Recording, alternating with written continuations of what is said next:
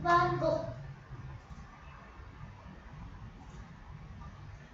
Morning dear students, welcome back. आज की class में हम लोग टॉपिक तो काफी छोटा सा ही करने वाले हैं, लेकिन कुछ न्यूमेरिकल्स देखेंगे। नो डाउट आज की क्लास में डियर स्टूडेंट्स काफी सारे इंपॉर्टेंट न्यूमेरिकल्स की बात हम लोगों को करनी है, और आई थिंक सो मुश्किल से मुश्किल क्वेश्चन कॉम्बिनेशन ऑफ लेंस के ऊपर या combination of lens and mirror के ऊपर आप लोग यहां देखेंगे। और इन सारे क्वेश्चंस को अगर लगा लेंगे तो मुझे नहीं लगता कि कोई भी क्वेश्चन कभी भी आप लोगों का लैग करेगा या आपको परेशान करेगा। सारे क्वेश्चंस आप इजीली कर पाएंगे। तो डिस्टेंस टॉपिक है हम लोगों का पावर ऑफ ए लेंस। किसी भी लेंस की पावर के बारे में हम लोग बात करेंगे। तो देखिए, एक बहुत छोटा सा कॉन्सेप्ट हम लोग प्रीवियस क्लासेस में पढ़ते हुए आए हैं कि power of lens equals to होता है 1/f।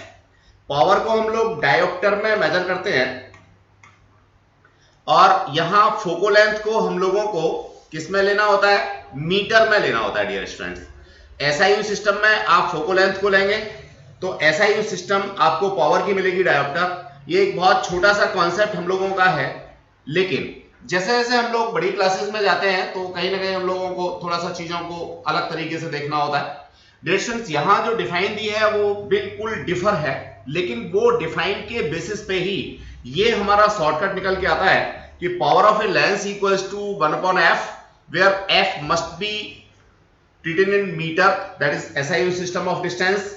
इसी तरह से इसकी पावर जो है वो डायोप्टर में निकल करके आएगी, और ये डायोप्टर क्या है?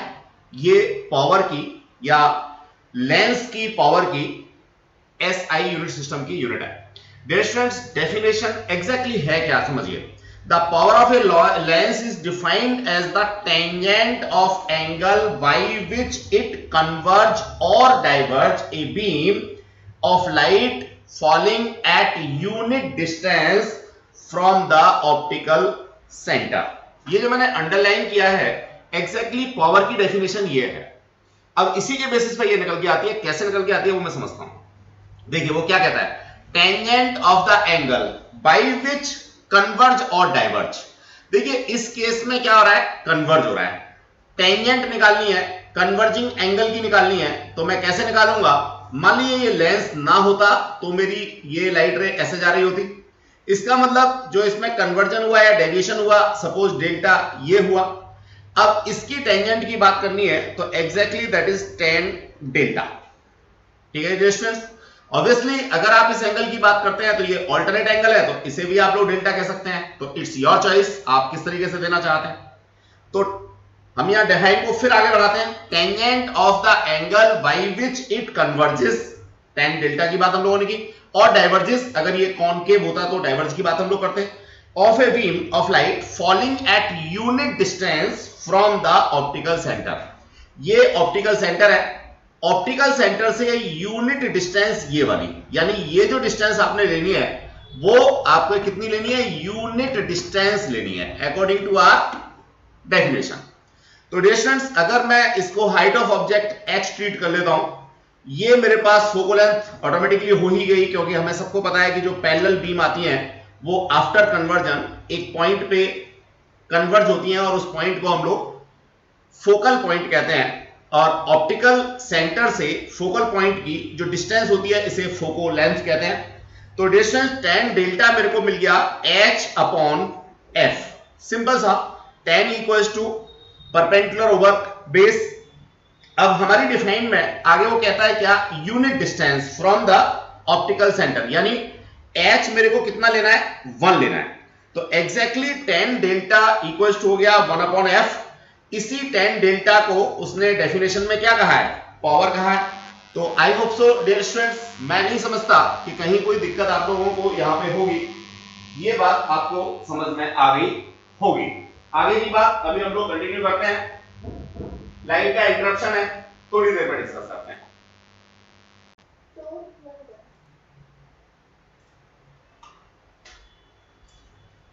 स्टूडेंट्स, हम लोग बात कर रहे थे पावर ऑफ लेंस की। तो आई होप सो फॉर्मूला और टेंजेंट के टर्म्स में किस तरह से पावर ऑफ लेंस आती है ये बात हम लोगों को क्लियर हो गई। डिफाइन लिखने की बात है तो हम लोग ऑब्वियसली यहाँ जो डिफाइन दे रखी है unit distance from the optical centre वाली, इसी को देंगे। कन्वर्जेंस का कॉन्सेप्ट सेम डायग्राम मैं आपको ऊपर एक्सप्लेन कर चुका हूं। ये h हम लोगों को यहाँ पे यूनिटी लेना है यानी कि 1 लेना है, और जो जनरल डेफिनेशन है जिसे हम लोग बचपन से पढ़ते चले आ रहे हैं वो हमें यहाँ सीधे सीधे मिल जाती है। thus the power of lens may also be defined as the reciprocal of its focal length, but keep in mind the focal length must be measured in 1 meter, और जो पावर की यूनिट आएगी वो आएगी डायोप्टर में। Students, combination of thin lenses की बात हम लोग करेंगे। अगेन ध्यान रहे हमारे जो सारे के सारे कॉन्सेप्ट्स हैं वो थिन लेंसेज को लेकर के हैं। थिक लेंस का कॉन्सेप्ट हम लोगों के यहाँ कोई भी नहीं है। हमें जो भी काम करना है वो पतले लेंसों को लेकर के करना है। और हम कॉम्बिनेशन की बात क्यों करते हैं, लेंसेज को हम कंबाइन क्यों करते हैं, ये बात हम लोगों को समझनी होगी। तो देखिए यहाँ हमने हेडिंग दे रखा है कॉम्बिनेशन ऑफ थिन लेंसेज, और पर्पस यहाँ बताए हुए हैं। सबसे पहला हम लोगों का जो पर्पस होता है वो पर्पस होता है मैग्निफिकेशन के लिए। अगर मान लीजिए मुझे एक पर्टिकुलर एक्सटेंट पे मैग्निफिकेशन लेना है, सिंगल लेंस मेरा उतना मैग्नीफाई नहीं कर पा रहा, तो मैं क्या करता हूं, 2 या 2 से ज्यादा लेंसेज का कॉम्बिनेशन ले लेता हूं, जिसके बेसिस पे मैं मैग्निफिकेशन को बढ़ा सकता हूं। दूसरा है increase the sharpness of final image. Dear students, कई बार क्या होता है कि जो हमारी फाइनल इमेज होती है उसकी शार्पनेस कंपैरेटिवली कम होती है। तो अगर मैं ज्यादा बड़े एरिया से लाइट रेज को लेकर के एक पर्टिकुलर पॉइंट पे कन्वर्ट करूंगा तो शार्पनेस ऑब्वियसली बढ़ जाएगी। तो इसलिए भी हम लोगों को कॉम्बिनेशन की जरूरत होती है। कुछ एब्रिएशंस होते हैं। अब ये एब्रिएशंस का मतलब क्या है, एब्रिएशंस हैं दोष। तो बेसिकली लेंसेज स्पेशली जब बड़ा अपर्चर लेकर के आते हैं या बड़ी पावर लेके आते हैं, यानी छोटी फोकल लेंथ के होते हैं, तो उनमें कुछ एब्रिएशंस आ जाते हैं, कुछ दोष आ जाते हैं। तो उन दोषों को दूर करने के लिए हम लोग एक थिक लेंस ना लेकर के 2 या 2 से ज्यादा थिन लेंसेज, पतले पतले लेंसेज को कंबाइन कर लेते हैं। तो ये हमारा एक पर्पस हो सकता है कॉम्बिनेशन ऑफ लेंसेज का। अगर मान लीजिए फाइनल इमेज मेरी इन्वर्टेड बन रही है और मैं चाहता हूं कि वो इरेक्ट पोजीशन में मिले, तो हम एक लेंस और कॉम्बिनेशन में लगा देते हैं जो सिर्फ और सिर्फ हमारी इमेज को इरेक्ट करने का काम करता है, यानी उल्टा करके सीधा बनाने की कोशिश करता है। एग्जाम्पल के लिए मैं ये ले सकता हूं कि मान लीजिए ये मेरे पास एक लेंस है, यहां मेरा ऑब्जेक्ट खड़ा हुआ है, यहां पे इसका इमेज बन गया।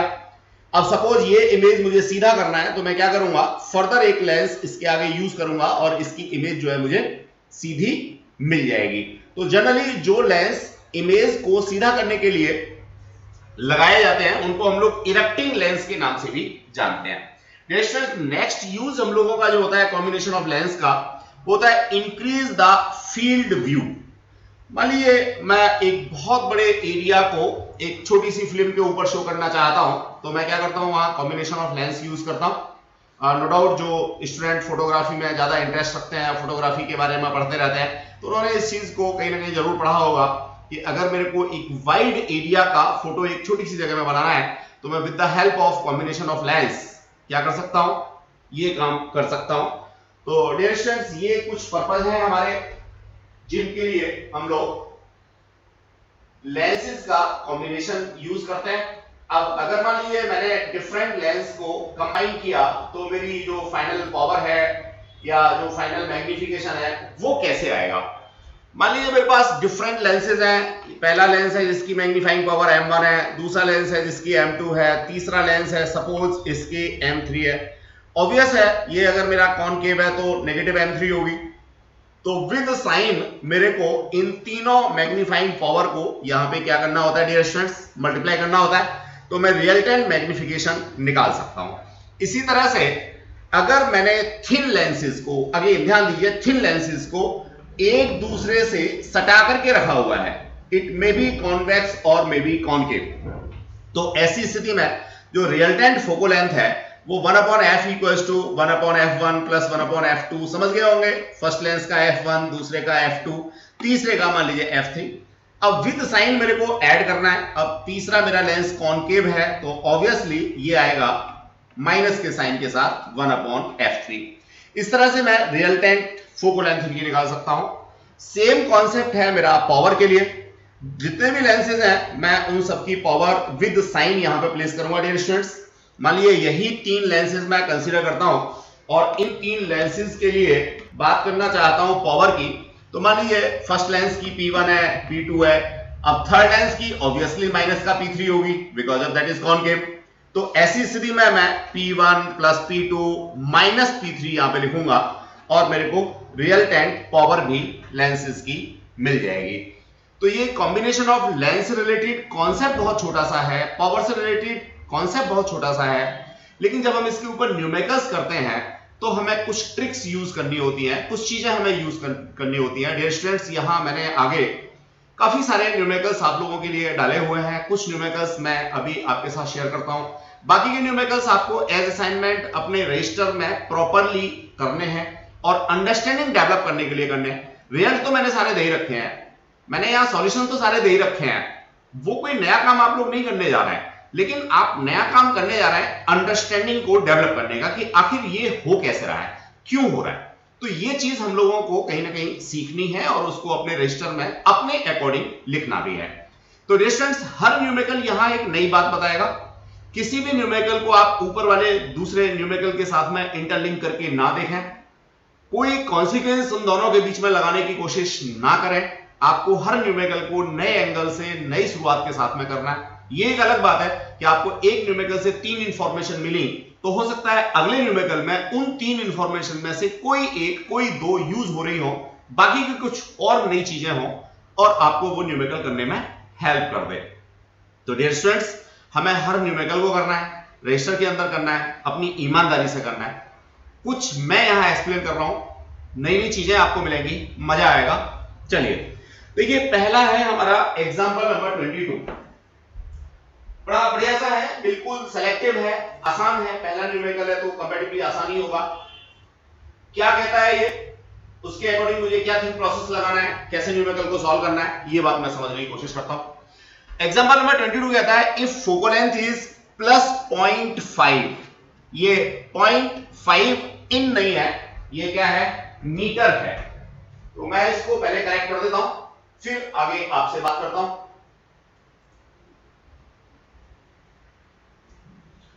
What is the power of the lens? अब देखिए कितना छोटा सा काम आपसे पूछा है कि आपको मीटर में फोकल लेंथ रखी है और आपसे पावर पूछी है। तो आप सिंपल सा अभी जो कॉन्सेप्ट पढ़ के आए हो, P = 1/f डालोगे, P आपको निकालना है, F आपके पास 0.5 है, इसको सॉल्व करने का तरीका आपको सबको पता ही है, दैट इज इक्वल्स टू 2। तो मैं समझता हूं आपको क्लियर हो गया होगा। अब चूंकि ये पॉजिटिव है तो पावर भी आपकी पॉजिटिव में ही होगी। Next, the radius of curvature of the lens of double convex. Her phrase को, हर सेंटेंस को, हर वर्ड को आपको बिल्कुल ऑब्जर्वेशन के साथ पढ़ना है, ध्यान से पढ़ना है। वो कह रहा है डबल कॉन्वेक्स, तो अपने दिमाग में एक प्रोसेस बना लीजिए, थिंक प्रोसेस। ये डबल कॉन्वेक्स ऐसा लेंस होता है जिसकी रेडियस ऑफ कर्वेचर जो है वो 10 सेंटीमीटर है और दूसरी 12 सेंटीमीटर है। एग्जैक्टली ये AN नहीं है, ये क्या है, सेंटीमीटर्स है। तो सिंपली डियर स्टूडेंट्स, मैं क्या करता हूं, इस तरफ अपना एक ऑब्जेक्ट अपने दिमाग में सोच लेता हूं कि यहां कोई ऑब्जेक्ट रखा हुआ है। तो पहली जो रेडियस ऑफ कर्वेचर है, ये रेडियस ऑफ कर्वेचर कितनी है, R = 10 सेंटीमीटर है। ऑब्वियसली जो दूसरी रेडियस ऑफ कर्वेचर होगी, पहले भी हम लोग डिस्कस कर चुके हैं, it must be with negative sign, और वो कितनी है, 15 सेंटीमीटर है। तो देखिए ये मेरा थिंक प्रोसेस है, मैं इसको अपनी कॉपी पे लिखता हूं नहीं लिखता हूं डजंट मैटर, लेकिन मेरे दिमाग में ये बातें बनती चली जानी चाहिए। It's focal length is 12 centimetre. इसकी जो फोकल लेंथ है वो कितनी है, 12 सेंटीमीटर है। तो मैं यहां पे ये पैरामीटर्स लिख लेता हूं कि R1 मेरा 10 सेंटीमीटर है, R2 मेरा माइनस का 15 सेंटीमीटर है और फोकल लेंथ मेरा प्लस का 12 सेंटीमीटर है। What is the refractive index of the glass. अब ग्लास का रिफ्रैक्टिव इंडेक्स उसने पूछा है। डियर स्टूडेंट्स, अगर मैं ऊपर वाली चीजें देखता हूं तो वहां से तो इसका कहीं कोई लिंक है ही नहीं। ये कहीं ना कहीं मेरे को जो क्वेश्चन मिल रहा है, मिल तो रहा है किसके लिए, ऑब्वियसली लेंस के लिए ही, लेकिन ये मिल रहा है इसको लेकर के, लेंस मेकर फॉर्मूले को लेकर के। तो डियर स्टूडेंट्स, लेंस मेकर फॉर्मूले के अंदर ये वैल्यूज हमें प्लेस करनी है, और जैसे ही लेंस मेकर फॉर्मूले के अंदर ये वैल्यूज हम लोग प्लेस करेंगे, मैं समझता हूं आंसर हमारा आ जाएगा। जहां तक कैलकुलेशन की बात है तो कोई मुश्किल कैलकुलेशन नहीं है, जो थोड़े क्यूरियस स्टूडेंट है उन्होंने तो निकाल भी दिया। क्या था भैया लेंस मेकर फॉर्मूला, वो मैं लिखता हूं यहां पे। वो था 1/f equals to 1/v minus 1/u। चाहो तो इसके आगे पावर भी लिख सकते हो, कॉम्प्रिहेंसिव फॉर्म है, that is mu minus 1, that is 1/r1 minus 1/r2। Exactly यहां बीच में ये माइनस का साइन जब हम कंसीडर करते हैं तो it's a general lens maker formula, it is not for convex, not for concave, whatever. तो अब इस जनरल लेंस मेकर फॉर्मूले में वैल्यूज मेरे को प्लेस करनी है। जो पूछा है ऊपर वाला पार्ट तो हमारा हो गया, अब मैं सेकंड पार्ट की बात कर रहा हूं।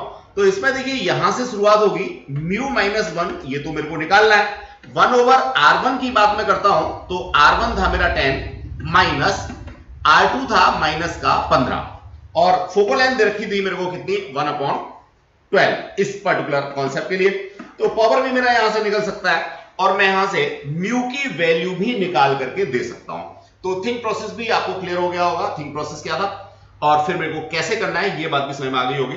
तो I hope so refractive index जिसे आप लोग म्यू कहते हो वो निकल के आ जाएगा यहां से। अब डियर स्टूडेंट्स इसी के तीसरे पार्ट के बारे में बात करता हूं। किसी स्टूडेंट को स्पीड फालतू तो नहीं लग रही, ऐसा तो नहीं लग रहा बहुत तेज चल रहा है सर? तो तेजी नहीं है बच्चों, इतनी स्पीड तो कम से कम होनी चाहिए आपकी।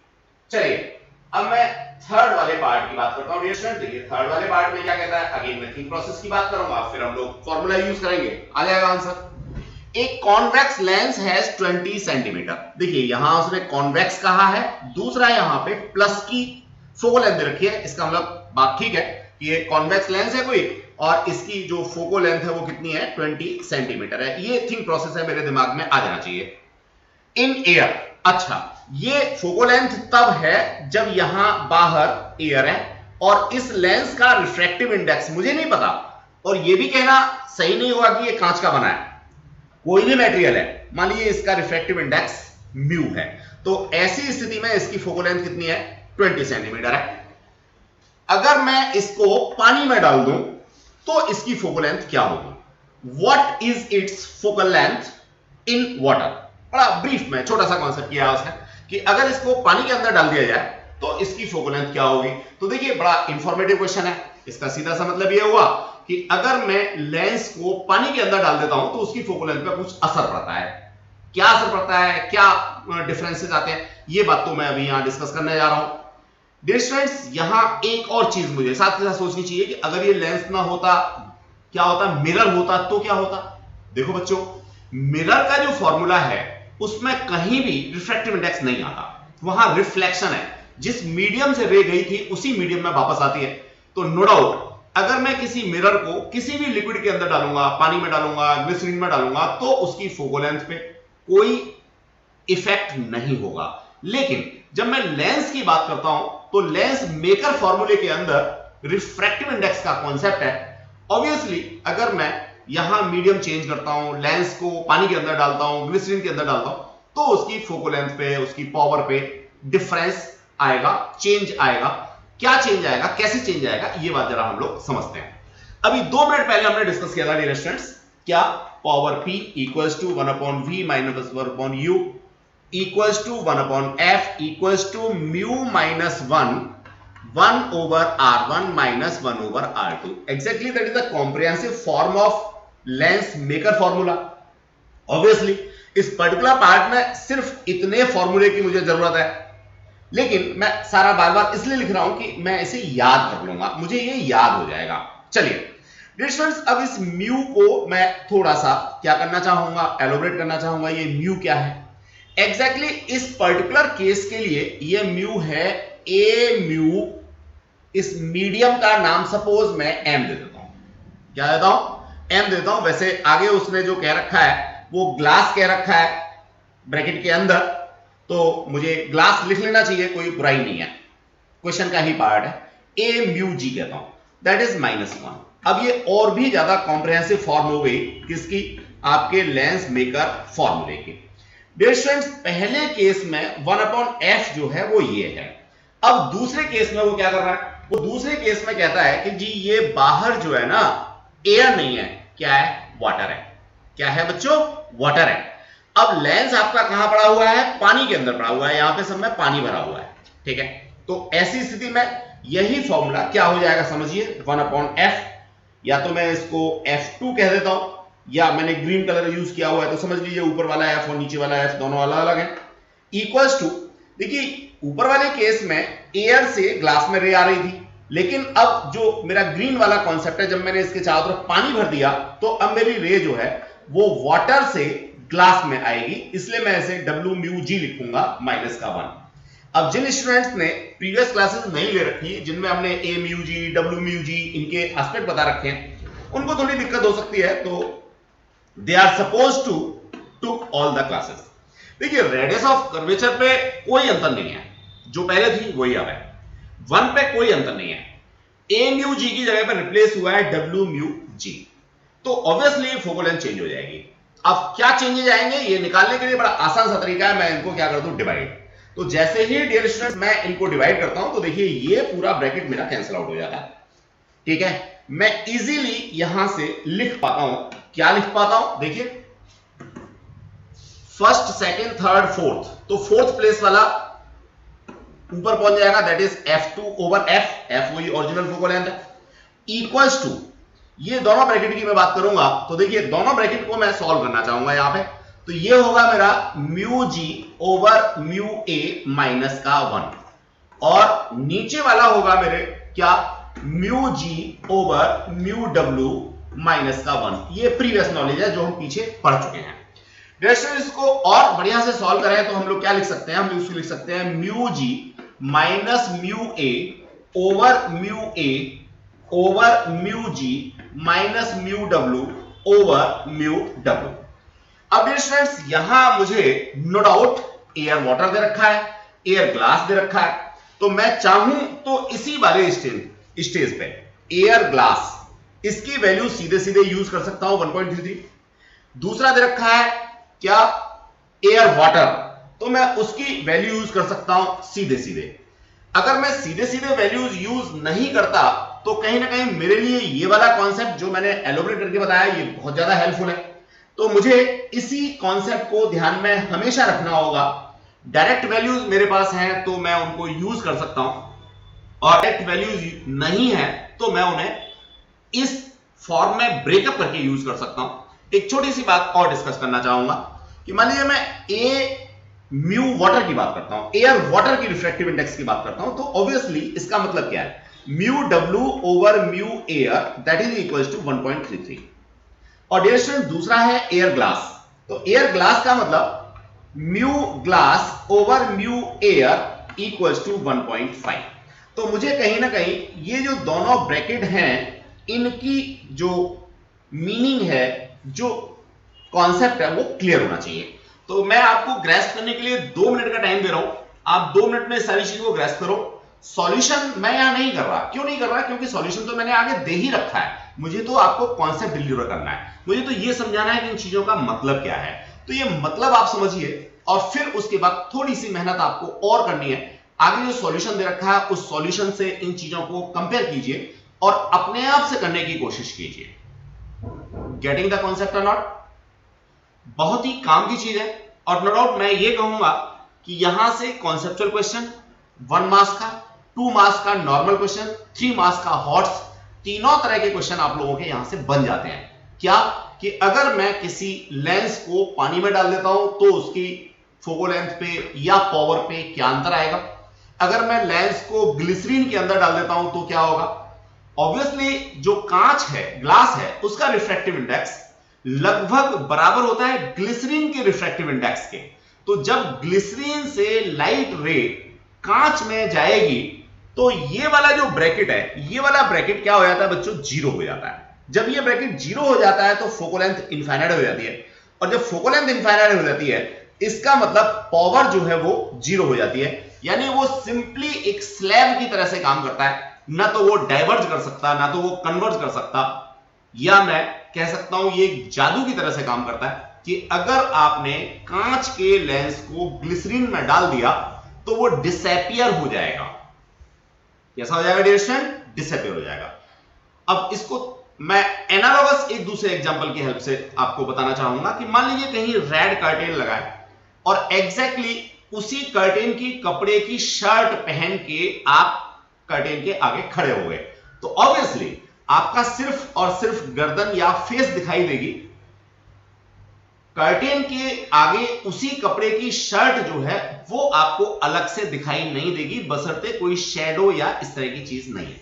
Same concept dear students, almost same concept यहां है कि अगर मैं कांच के लेंस को ग्लिसरीन के अंदर डाल देता हूं तो दोनों का रिफ्रैक्टिव इंडेक्स किस किस का, कांच का एज वेल एज ग्लिसरीन का बराबर होने की वजह से कांच जो है उसमें डिसअपियर हो जाता है, मुझे दिखाई नहीं देता। जब मैं उसमें हाथ डाल के बाहर निकालूंगा तो जरूर निकल के आ जाएगा, कहीं गायब थोड़ी ना हुआ था वो, लेकिन दिखाई नहीं देता।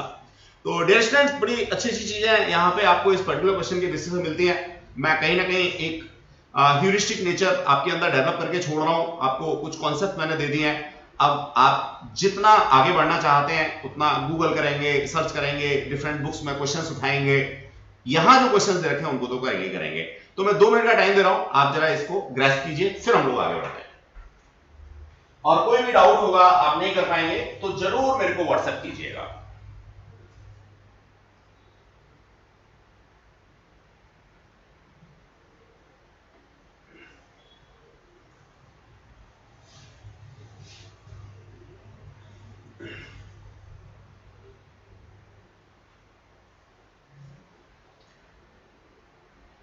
आई होप सो डियर स्टूडेंट्स, ये ग्रेस्पिंग आपकी हो गई होगी। मैं थोड़ा सा और ब्रीफिंग कर देना चाहूंगा अपने सॉल्यूशन के ऊपर, जिससे जो कंपैरेटिवली आलसी बच्चे हैं वो भी थोड़ा देख पाएंगे। देखिए, पहला केस सिंपल सा निकाला था हम लोगों ने। दूसरे केस में म्यू जी -1 हमने लिखा था, यहाँ पे म्यू जी नहीं लिखा था, सिर्फ म्यू लिखा था, रिफ्रैक्टिव इंडेक्स हमारा निकल के आ गया। तीसरे केस में हम लोग बात करते हैं, फोकल लेंथ हमारे पास 20 सेंटीमीटर है, वाटर का रिफ्रैक्टिव इंडेक्स 1.33 है और ग्लास का 1.5 है। मैंने तो बहुत ज्यादा एलोबरेट करके आपको क्वेश्चन का सॉल्यूशन दे दिया है। यहाँ तो बहुत आसान सी बात है, सीधे सीधे आप वैल्यू डालेंगे, आंसर आ जाएगा आपका। पहला कॉन्सेप्ट आपने 1/FA का डाला, यानी बाहर एयर है, तब के लिए फोकल लेंथ FA लिख दी हमने, इसको F लिखा था, यहाँ नोटेशन में FA लिख दिया, अच्छी बात है। दूसरा मैंने यहाँ पे डाला कॉन्सेप्ट ये वाला, distance 1/R1 1/R2 cancel out हो जाएंगे, तो यहां अलग से निकालने की जरूरत मुझे है नहीं। इन्होंने क्या कर रखा है, ऊपर से 1/R1 - 1/RT की वैल्यू 1/10 निकाल रखी है, उसको ये यहां पे यूज कर रहा है। तो कोई जरूरी नहीं है कि आप इसको यूज करेंगे।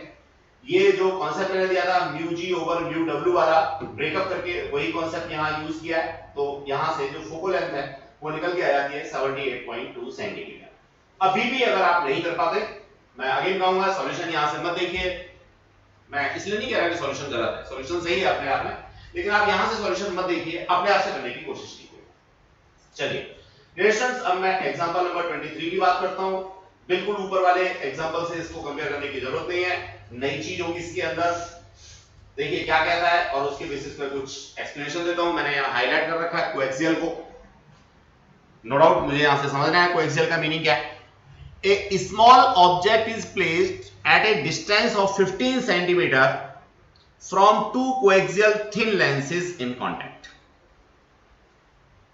दो पतले लेंस जिनका एक्सिस एक ही है, कोएक्सियल का मतलब जिनका एक्सिस एक ही है और कांटेक्ट में है, 15 सेंटीमीटर की डिस्टेंस पर रखा हुआ है। तो मैं यहां से अब इसको 15 सेंटीमीटर लेते हुए ऑब्जेक्ट रख देता हूं। The focal length of each is 25 centimetre. दोनों की फोकल लेंथ यानी F1 जो है वो भी 25 सेंटीमीटर है और F2 जो है वो भी 25 सेंटीमीटर है। What will be the distance between the object and its image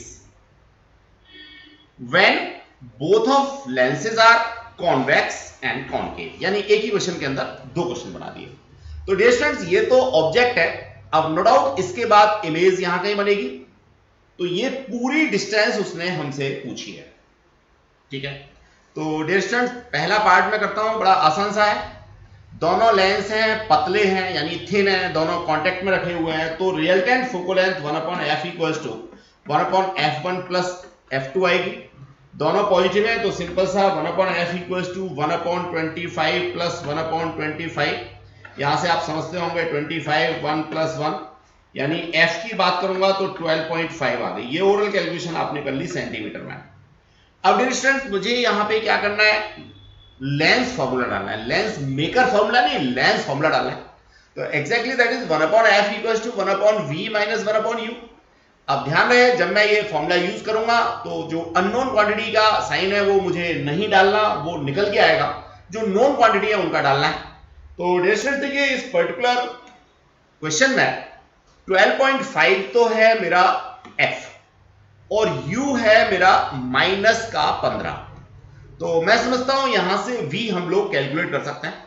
तो कॉन्वेक्स लेंस जब ये दोनों हैं तब मेरे को v आ जाएगा, और v क्या होगा, v होगा ये वाला डिस्टेंस। तो मेरे को चाहिए था ऑब्जेक्ट और इमेज के बीच का डिस्टेंस, तो मैं सिंपली यहां पे modulus of u plus modulus of v करूंगा तो मेरे को ये पूरा डिस्टेंस मिल जाएगा। ये है मेरा थिंक प्रोसेस। थिंक प्रोसेस के बाद में थोड़ी सी मैथमेटिक्स लैंग्वेज को मैंने यूज किया। एडिशन सब्ट्रैक्शन मेरे को न्यूमरेटर डिनोमिनेटर का आता ही है, मैं गलती इसमें करूंगा नहीं, फाइनल आंसर पक्का सही आएगा। चलिए अब स्टूडेंट्स, अगर ये दोनों कॉनकेव हैं तब क्या होगा, जरा ये समझना है। देखिए, अगर दोनों कॉनकेव हैं तो मेरा जो थिंक प्रोसेस है वो कुछ इस तरीके से होना चाहिए बच्चों। ये पास पास रख दिए दोनों। अब यहां पे u तो वही है, कितना, माइनस का 15 सेंटीमीटर, और v मेरे को निकालना है। अब मुझे नहीं पता v इधर आएगा या इधर आएगा, कहां आएगा, डजंट मैटर, दोनों कांटेक्ट में। सबसे पहले मैं इनकी कंबाइंड फोकल लेंथ निकालूंगा। 1/f equals to no doubt 1/ minus का 25 प्लस 1/ माइनस का 25। समझ गए होंगे मैं क्या कहना चाहता हूं। यहां से जो रिजल्टेंट फोकल लेंथ आएगी वो ऑब्वियसली विद नेगेटिव साइन आएगी। अगेन फॉर्मूला मेरे पास यही है, मैं यहां पे फिर डालूंगा 1/f equals to 1/v minus का 1/u। अब देखिए v तो मुझे निकालना ही है, f की बात करूंगा तो इनका जो कंबाइंड फोकल लेंथ आएगा वो मेरे को विद नेगेटिव साइन ही डालना होगा, बिकॉज ऑफ दोनों लेंस मेरे कैसे हैं, कॉनकेव हैं। तो I hope so dear students, यहां से आप v निकालेंगे। अब अगर v मेरा पॉजिटिव आता है इसका मतलब मेरा इमेज इस साइड में कहीं आ रहा है, और अगर v मेरा नेगेटिव आता है इसका मतलब जिधर मेरा ऑब्जेक्ट रखा हुआ है उसी साइड में क्या आ रहा है, मेरा इमेज आ रहा है। तो मुझे यहां ये बात ध्यान रखनी होगी, ऑब्जेक्ट और इमेज की डिस्टेंस के बीच की डिस्टेंस मैं यहां से रिलेटिव डिस्टेंस निकालूंगा। अगर दूसरी तरफ है तो मैंने मॉड्यूलस को ऐड करके निकाल ही दिया था कॉन्वेक्स के केस में। आई होप सो क्वेश्चन आपको ग्रेस्प हो गया होगा, थिंक प्रोसेस आपका क्लियर हो गया होगा। कैलकुलेशन बची है तो आप इस कैलकुलेशन को अपने आप से लगाएंगे।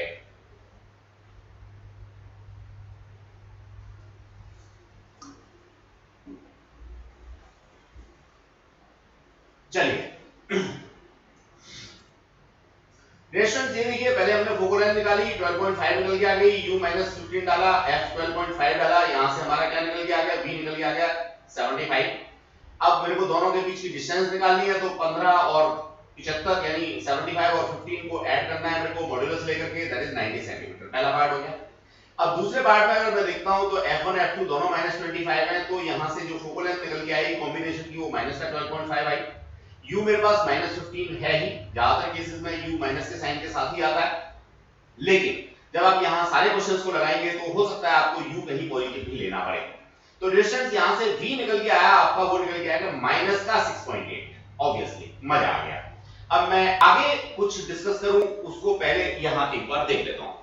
डियर स्टूडेंट्स, मेरी फिगर कुछ इस तरह की बन रही थी। यहां पे माइनस का u था 15 सेंटीमीटर वाला, और माइनस का v है 6.5 या 6.8 सेंटीमीटर। अब डियर स्टूडेंट्स, नंबर लाइन सबको पता है। यहां पे अगर मैं देखता हूं तो 0, -1, -2, -3, -4 सबको पता है। तो ऑब्वियसली 15 मेरा अगर यहां कहीं है तो 6.8 मेरा यहां कहीं होगा नेगेटिव की साइन में। मुझे इन दोनों के बीच की डिस्टेंस देनी है, तो ऑब्वियसली जो मेरे पास 6.8 और 15 है, इन दोनों के बीच का डिफरेंस निकालना है। यानी सिंपल सा मैं लिखूंगा 15 - 6.8, that will be my final answer. तो मैं समझता हूं आपको ये बात क्लियर हो गई होगी। है तो 6वीं क्लास की बात, लेकिन अब हो सकता है किसी बच्चे को यहां प्रॉब्लम कर रही हो, इसलिए हम लोगों ने इस चीज को क्लियर करने के लिए यहां दिया। थिंक प्रोसेस आपका क्लियर हो गया होगा। अब ये निकालेंगे तो हमारा 8.2 निकल के आ गया स्टूडेंट्स। अब मैं एग्जांपल नंबर 24 की बात करना चाहूंगा। नो डाउट क्वेश्चन अगेन अपने आप में एक अच्छी बात बताएगा हमें। An object is situated at 20 centimetre on the left of a convex lens of focal length 10 cm and the convex lens of focal length 12.5 cm is placed at a distance of 30 cm on the right of first lens. Find the position and magnification of the final image. State also the nature of the image. Dear students, question पढ़ लिया, मैं बहुत बार पढ़ चुका हूं इसलिए मुझे एक बार में समझ में आ गया। हो सकता है आपको एक बार में समझ में ना आए तो आप 2-3 बार पढ़ लेंगे, क्या फर्क पड़ता है। जैसे जैसे वो कहता है रफ फिगर बना लीजिए, जब रफ फिगर बन जाएगी तो थोड़ा सा उसको मॉडिफाई करके बना लीजिए, फिर उसमें कॉन्सेप्ट लगाइए, आंसर आपके पास। बहुत आसान होता है फिजिक्स में न्यूमेरिकल्स को करना, कोई मुश्किल बात नहीं होती, थोड़ा सा कीन ऑब्जर्वर होना होता है। जैसे वो कह रहा है समझिए क्या, 20 सेंटीमीटर ऑन लेफ्ट। अब डियर स्टूडेंट्स, लेफ्ट किधर होता है, राइट किधर होता है, पहले तो यही समझा दो। मान लो ये मेरे पास यहां लेंस है, तो नो डाउट ये साइड लेफ्ट होती है और ये साइड राइट होती है, ठीक है, ये तो बात क्लियर होगी। अब देखिए जरा क्या है, वो क्या कह रहा है, वो कह रहा है एक लेंस है, लेंस के लेफ्ट में 20 सेंटीमीटर पे, यानी यहां पर कोई ऑब्जेक्ट प्लेस है 20 सेंटीमीटर पे, और इस लेंस की जो फोको लेंथ है इसको मैं f1 कहता हूं, दैट इज 10 सेंटीमीटर। कॉन्वेक्स है इसलिए पॉजिटिव लिख लिया। Another convex lens of focal length 12.5 cm is placed at a distance 30 cm on the right. Dear students, इस लेंस से, लेंस का मतलब जो इसका ऑप्टिकल सेंटर है, यहां से राइट ऑब्वियस है इधर होगा। अब अंदाजे से आपको 30 सेंटीमीटर दूर क्या करना है, दूसरा लेंस प्लेस करना है, और दूसरे लेंस की फोकल लेंथ कितनी है, f2 है 12.5 सेंटीमीटर। अब वो फाइनल मैग्निफिकेशन की बात कर रहा है। डियर स्टूडेंट्स, क्वेश्चन को करना बड़ा आसान सा काम होता है, बिल्कुल धैर्य के साथ में देखिए होगा क्या, समझिए। सबसे पहले यहां से जो रेज जा रही हैं वो नो डाउट मेरा इमेज फॉर्मेशन कहीं करेंगे, कहीं भी करेंगे, मुझे नहीं पता। इट मे बी पहले केस का v 30 सेंटीमीटर से कम हो तो क्वेश्चन करने का तरीका अलग होगा, और अगर मान लीजिए पहले केस से v निकल के आता है यहां कहीं, इस लेंस के बाद कहीं, तो मेरा क्वेश्चन करने का तरीका अलग होगा। तो सबसे पहले मुझे यहां पे v निकाल लेना चाहिए, तो simply I have to use lens formula, not lens maker formula, that is lens formula. 1/f equals to 1/v minus 1/u। अब इसमें साइन कन्वेंशन डाल दो, 1/ कितना है जी 10 इक्वल्स टू v मुझे निकालना है, माइनस 1/u कितना है, माइनस का 20 है। तो आप यहां से क्या निकालेंगे, v की वैल्यू निकालेंगे। अगेन ध्यान रहे, v की साइन आपने बिल्कुल कभी नहीं डालनी, बिकॉज ऑफ ये अननोन क्वांटिटी है। कैलकुलेशन में मिस्टेक होगी तो आगे का पार्ट तो गलत हो ही जाएगा, इसलिए कैलकुलेशन में एट एनी हाउ मिस्टेक नहीं होनी चाहिए। तो डियर स्टूडेंट, जैसे ही ये v निकल के आएगा तो आपको ये पता लग जाएगा कि ये जो इमेज बन रही है पहले लेंस से, वो दूसरे लेंस से पहले बन रही है या दूसरे लेंस के बाद बन रही है। देखिए डियर स्टूडेंट्स, मैं पहला केस आपसे शेयर करता हूं। मान लीजिए वो यहां पे 25 सेंटीमीटर पे आता है, वी सपोज 25 सेंटीमीटर पे आता है। इसका मतलब क्या हो गया, इसका मतलब जो अगला लेंस है उसके और इस इमेज के बीच में 5 सेंटीमीटर की जगह बचेगी। अब मान लीजिए v मेरा आता 40 सेंटीमीटर, तो ऑब्वियसली डियर स्टूडेंट्स केस मेरा बदल जाता, 40 सेंटीमीटर आता है। इसका मतलब क्या होता, इसका मतलब होता कि मेरा जो इमेज है वो कुछ इस तरीके से यहां पे बन रहा है, यानी कि 30 सेंटीमीटर तो ये हो गया, यहां से और आगे जाके 10 सेंटीमीटर बन रहा है। तो डियर स्टूडेंट्स, दूसरे केस में जिसमें मैंने ग्रीन पेन यूज किया, अगर मेरा v 40 सेंटीमीटर आ रहा है तो उस स्थिति में अगले के लिए मुझे क्या करना होगा, बड़ा सिंपल सा केस देखिए। अब ये सेकंड लेंस से 10 सेंटीमीटर राइट में रखा हुआ है ऑब्जेक्ट, फोकल लेंथ मेरे पास 12.5 है। अब मैं इसके लिए क्या निकाल दूंगा, v निकाल दूंगा। नो डाउट यहां साइन कन्वेंशन की बात करें तो दो तरीके से साइन कन्वेंशन लिया जा सकता है। अगर एज ए होल पूरे केस को आप ले रहे हो तो सेकंड केस में u आपका प्लस का हो गया, गेटिंग द कॉन्सेप्ट और not, because of incident ray की डायरेक्शन के साथ ही आप डिस्टेंस मेजर कर रहे हो। अगर आप इस केस को अकेला ट्रीट करते हो तो भैया कोई फर्क नहीं पड़ता, आप यहां से इधर डिस्टेंस मेजर करने आ रहे हो तो अगेन आप इसको माइनस का ले लो।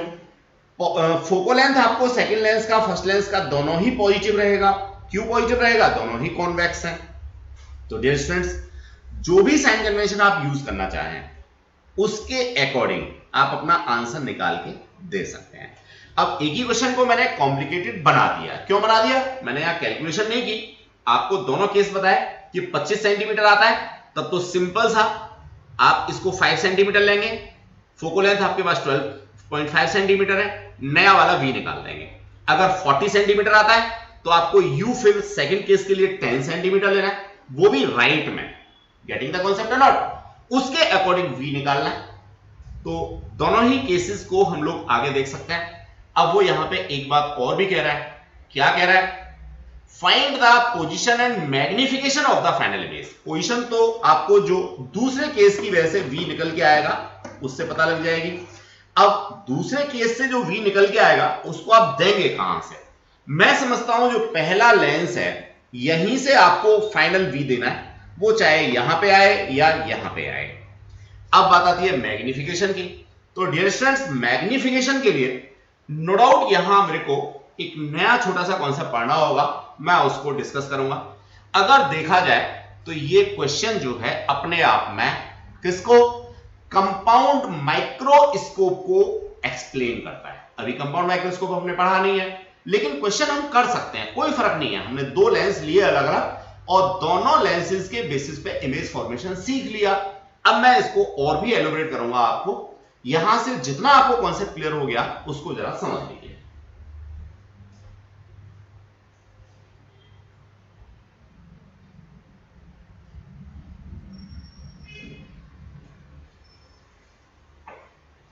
बढ़ते हैं आगे। ये देखिए डियर स्टूडेंट्स, पहले केस से हम लोगों ने v निकाला 20 सेंटीमीटर। अब मैं फिगर पे आ जाता हूं। 20 सेंटीमीटर निकाला तो देखो ये केस बन गया। ये दोनों लेंस के बीच की डिस्टेंस थी 30 सेंटीमीटर और ये पहले लेंस से इमेज जो बन रही है वो बन रही है 20 सेंटीमीटर। इसका मतलब यहां पे 10 सेंटीमीटर जगह और बच गई। तो obviously it is the case of compound microscope. ठीक है ना, आगे चल के पढ़ेंगे अभी हम। अब क्या करोगे, दूसरे लेंस की फोकल लेंथ यूज करोगे 12.5 पॉजिटिव और ये वाली डिस्टेंस दूसरे के लिए यूज करोगे u। ठीक है, आप देखिए जरा, u इक्वल्स टू -10, यानी कि डिस्टेंस मेजरमेंट उसने यहां से न करके दूसरे लेंस को अलग केस कंसीडर किया है और इसके लिए माइनस का u ले लिया कितना 10 और f ले लिया प्लस का 12.5। अब यहां से v निकल के आ गया माइनस का 50। इसका मतलब ये जो लेंस 2 का ऑप्टिकल सेंटर है यहां से आपको -50 जाना है बच्चों। तो -50 आप लोगों का ये बन गया। गेटिंग द कॉन्सेप्ट और नॉट? इस तरह से आपकी जो इमेज है वो ऑब्जेक्ट के ऊपर ही इन्वर्टेड बन गई। अब डियर स्टूडेंट्स, ये तो कॉन्सेप्ट आ गया मेरा। अब मुझे निकालना है क्या, यहां पे मैग्निफिकेशन। तो मैग्निफिकेशन का तरीका ये है कि मैं पहले लेंस से मैग्निफिकेशन निकालूं, दूसरे लेंस से मैग्निफिकेशन निकालूं और दोनों को आपस में मल्टीप्लाई कर दूं। नेगेटिव का साइन अगर आता है तो नेगेटिव का साइन साथ में रख दूं। नो डाउट मैग्निफिकेशन के अंदर जो नेगेटिव का साइन आएगा वो सिर्फ आपको ये बताएगा कि फाइनल इमेज आपकी इन्वर्टेड है या आपकी कैसी है, इरेक्ट है। तो डियर स्टूडेंट्स, अब इसमें देखें, पहले केस में मेरा a dash b dash over ab या v ओवर u, v मेरा पॉजिटिव है, u मेरा नेगेटिव है, माइनस का 1 आ गया।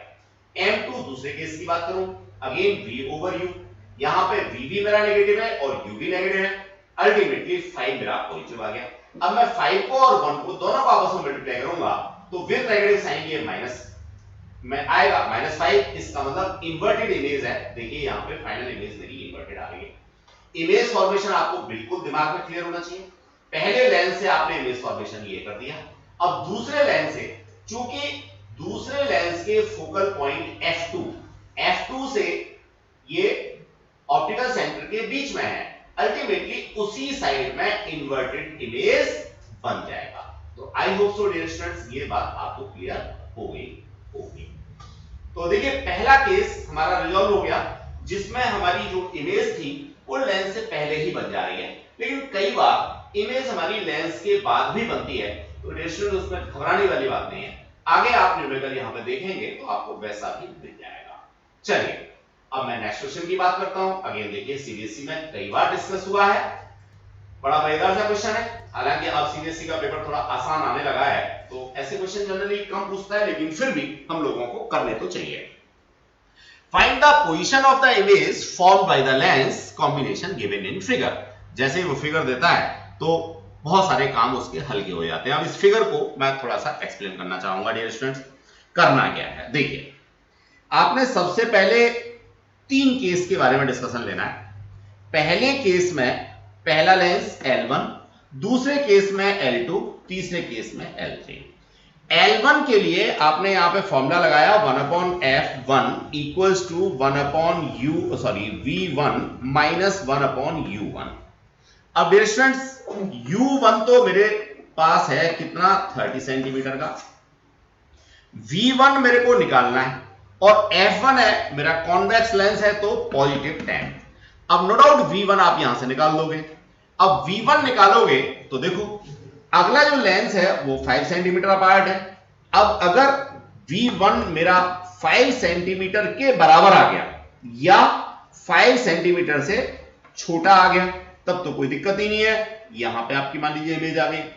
अब आप लेंस L2 और इस ऑब्जेक्ट डिस्टेंस को लेकर के क्या निकाल देंगे, V2 निकाल देंगे। V2 भी आपको देखना होगा कि यहां आता है या यहां पे आता है। जो भी V2 आ रहा है अब उस V2 को L3 के लिए आपने ट्रीट करना है। यहां पे आता है तो यहां के लिए ट्रीट करना है, यहां पे आता है तो यहां के लिए ट्रीट करना है। डियर स्टूडेंट्स जो V2 की डिस्टेंस होगी वो मेजर तो होगी मेरी कहां से, सेकंड लेंस से, लेकिन जब L3 की बात करूंगा तो मुझे कहीं ना कहीं जो V2 पोजीशन मेरी आई है उसको L3 से मेजर करके रखना होगा। 3 बार मेरे को सेम फॉर्मूला यूज करना है। आई होप सो कर पाऊंगा। कैसे, जरा देखो सॉल्यूशन में। इमेज फॉर्मेशन पक्का आना चाहिए। अगर इमेज फॉर्मेशन क्लियर नहीं है तो ये आपको परेशान करेंगे। डायरेक्ट फॉर्मूले में रख करके आप अगर वैल्यू निकालना चाहते हैं ये पॉसिबल नहीं है। देखिए V1 आपका 15 सेंटीमीटर आ गया, 5 सेंटीमीटर तो ये है और थर्ड लेंस यानी यहां पे बन रही है जी आपकी इमेज। थोड़ी देर के लिए अगर मैं ये मान लूं कि सेकंड और थर्ड लेंस है ही नहीं तो जो इमेज फॉर्मेशन हो रहा है बच्चों वो कहां हो रहा है, वो इमेज फॉर्मेशन हो रहा है मेरा नो डाउट यहां पे। ये इमेज फॉर्मेशन हो रहा है जी। थोड़ी देर के लिए मान लिया कि ये लेंस भी नहीं है और ये लेंस भी नहीं है। इसका मतलब सिंपल सा, देखिए ये 15 सेंटीमीटर डिस्टेंस है यानी जो सेकंड लेंस है जिसको मैं L2 कह रहा हूं वहां से 10 सेंटीमीटर आगे है मेरा क्या, इस ऑब्जेक्ट का इमेज।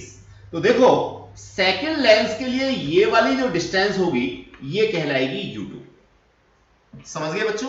तो U2 जो मेरा आएगा वो कितना आएगा, 10 सेंटीमीटर आएगा। अब मैं इस 10 सेंटीमीटर को प्लस का लूंगा माइनस का लूंगा, ये इस बात के ऊपर डिपेंड करेगा कि मैं अपनी डिस्टेंस फर्स्ट के करस्पॉन्डिंग मेजर कर रहा हूं या मैं सेकंड के करस्पॉन्डिंग मेजर कर रहा हूं। तो मुझे करना ये चाहिए कि मैं सेकंड के करस्पॉन्डिंग ही मेजर करूं और नो डाउट U2 को अगर मैं नेगेटिव ले लूं और F2 को भी नेगेटिव ले लूं तो ऑब्वियसली V2 मैं बड़े आराम से निकाल पाऊंगा। तो डिस्टेंस आगे हम लोगों ने वही लेंस फॉर्मूला यूज किया हुआ है और उसी के बेसिस पे तीनों चीजों को अलग अलग रिजॉल्व करके निकाला है। ये मेरा V1 आ गया। अब इसकी लोकेशन बता दी 10 सेंटीमीटर में। अब यहां आगे कहता है the image is real, it serves as a virtual object for the second lens. ये मैं बार बार कह रहा हूं कि ये जो इमेज यहां पे बनेगी वो सेकंड लेंस के लिए वर्चुअल ऑब्जेक्ट का काम करेगी। ये बात यहां पे हाईलाइट भी कर रखी है हमने। अब यहां से देखेंगे तो ऑब्वियसली जो सेकंड वाला लेंस है इसकी फोकल लेंथ कितनी है, -10 है और यहां से आगे कितनी दूर ऑब्जेक्ट रखा हुआ है, ऑब्जेक्ट का मतलब पहले ऑब्जेक्ट का इमेज, सेकंड ऑब्जेक्ट के लिए सेकंड लेंस के लिए ऑब्जेक्ट कितना रखा हुआ है, वो भी -10 पे रखा हुआ है। इसका मतलब सेकंड लेंस के फोकल पॉइंट पर क्या रखा हुआ है जी, ऑब्जेक्ट रखा हुआ है। किसका ऑब्जेक्ट, सेकंड लेंस का ऑब्जेक्ट। तो ऑब्वियसली ये बात मैंने यहां पे डाल दी 1 ये यहां पे डाल दी 1/V2 equals to -1/10 equals to -1/10। V2 मेरा इनफाइनाइट आ गया। इसका सीधा सा मतलब ये हुआ कि इस लेंस से जो रेज है वो कैसी हो जाएंगी, पैरेलल हो जाएंगी जी। जब पैरेलल हो जाएंगी तो उस चीज को मैं तीसरे के लिए यूज करूंगा 1/V3 -1/U3 equals to F3। अब यहाँ पे 1/v3, u मेरा हो गया इनफाइनाइट, मैं प्लस का डालूं माइनस का डालूं कोई फर्क नहीं पड़ने वाला, मेरा आंसर आ गया v3। अब v3 कैसा आ रहा है, मेरा पॉजिटिव आ रहा है, तो final image is form 30 centimetre to the right of the third lens, यानी जो थर्ड लेंस है ये है इससे 30 सेंटीमीटर आगे मेरी फाइनल इमेज बनेगी। तो I hope so dear students, combination of lens के ऊपर कुछ चीजें आपको क्लियर हो गई होंगी। अब आगे के क्वेश्चंस मैं एज असाइनमेंट आपको प्रोवाइड कर रहा हूं, इन क्वेश्चंस को आप लोग असाइनमेंट की फॉर्म में अपने घर से करेंगे। अगर कोई डाउट होगा तो मेरे से जरूर शेयर करेंगे। Thanks a lot.